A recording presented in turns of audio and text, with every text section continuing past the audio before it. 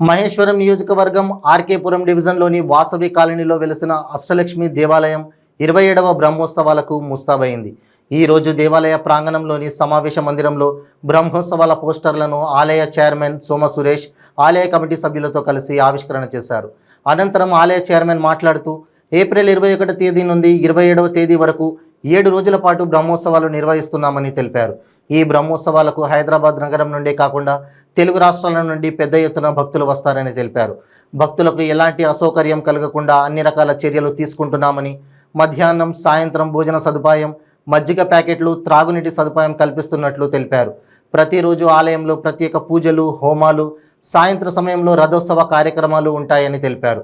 ఈ బ్రహ్మోత్సవాలలో పెద్ద ఎత్తున భక్తులు పాల్గొనాలని కోరారు. ఈ కార్యక్రమంలో ఆలయ ఫౌండర్ చైర్మన్ గౌరిశెట్టి చంద్రశేఖర్, ప్రధాన కార్యదర్శి గంప జగన్, కోశాధికారి అంజయ్య, బ్రహ్మోత్సవాల కన్వీనర్ గౌరిశెట్టి అరుణ్, ధర్మాధికారి జయశంకర్, ఆలయ కమిటీ సభ్యులు చిలుకల ఉపేందర్ రెడ్డి, రవీందర్, శ్రీధర్, శ్రీకాంత్, శ్రీనివాస్, ఉమాపతి తదితరులు పాల్గొన్నారు.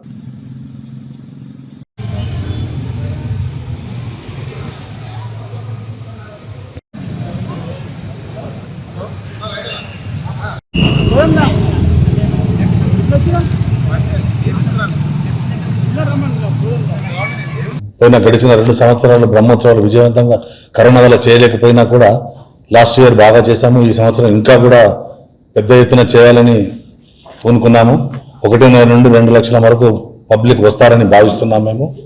అలాగే ఈసారి కొంచెం ప్రత్యేకత ఏంటంటే ఈ రథోత్సవంలో కొన్ని కార్యక్రమాల్లో ఎప్పటిలాగా కాకుండా కొంచెం వేరే బయట రాష్ట్రాల నుండి కూడా మేము కళాకారులను పిలిపిస్తున్నాము. మీకు తెలుసు, మన అష్టలక్ష్మి దేవాలయం జంట నగరాల్లో, తెలంగాణ రాష్ట్రాల్లో, వేరే రాష్ట్రాల్లో కూడా మంచి ప్రాముఖ్య దేవాలయాల్లో చాలా ప్రముఖమైనది. 27వ బ్రహ్మోత్సవాలు మనకు 21వ తారీఖు నుంచి 27 వరకు నడుస్తూ ఉన్నాయి. చాలా బ్రహ్మాండమైన ఏర్పాట్లు చేస్తున్నాము. మీరు బయట ఆల్రెడీ మీరు చూసే ఉంటారు, అన్ని లైటింగ్స్ అవన్నీ కూడా, పూజా కార్యక్రమాలు కూడా చాలా పెద్దగా చేస్తున్నాము. మరి ఈ 3 రోజులు కూడా, ఈ 7 రోజులు కూడా అన్నప్రసాద వితరణ ఉంటుంది. సుమారు 1.5 లక్షల భక్తులు వస్తారని మేము వాంఛిస్తున్నాము. కంచిపీఠం వారు, చిన్నజీయర స్వామి వారు ఇద్దరు ఏకంగా ప్రారంభించినటువంటి అష్టలక్ష్మి దేవాలయం 96 నుండి ఈ రోజు వరకు 27వ బ్రహ్మోత్సవం వరకు దేదీప్యమానంగా వెలిగిపోతుంది. అమ్మవారు కోరిన కోరికలన్నీ తీర్చే కొంగు బంగారపు తల్లిగా ఇక్కడ ఉంటుంది. మరి ఇక్కడ భక్తజనులు అందరూ కూడా అమ్మవారిని నమ్మి కోళ్ళలుగా ఈ దేవాలయానికి ఇచ్చేస్తుంటారు. ఈ బ్రహ్మోత్సవాల్లో సుమారు 150 మంది మినిమం రావడానికి అవకాశం ఉంది.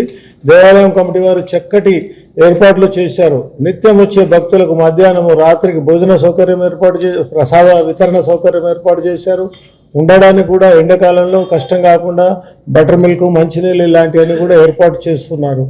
మరి ఈ దేవాలయంలో ఇప్పుడు మీరు చూస్తున్నటువంటి బ్రహ్మోత్సవాలు నాకు తెలిసిన కాడికి తెలంగాణలో ఇంత గొప్పగా బ్రహ్మోత్సవాలు ఈ స్థాయి దేవాలయంలో ఎక్కడ కూడా కాదు. ఇది ఒక దివ్య దేశంగా ఏర్పాటైంది.